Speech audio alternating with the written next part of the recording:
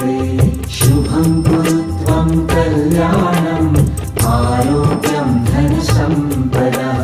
शुभं कुरु त्वं कल्याणम् आरोग्यं धनसम्पदा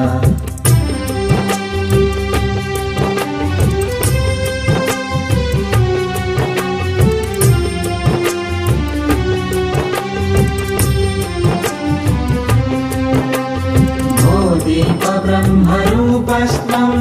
ज्योतिषां प्रभुरव्ययः ब्रह्मरूपस्त्वं ज्योतिषां प्रभुरव्ययः आरोग्यं देहि पुत्रांश मतिं स्वच्छां हि मे सदा शुभं कुरु त्वं कल्याणम् आरोग्यं धनसम्पदा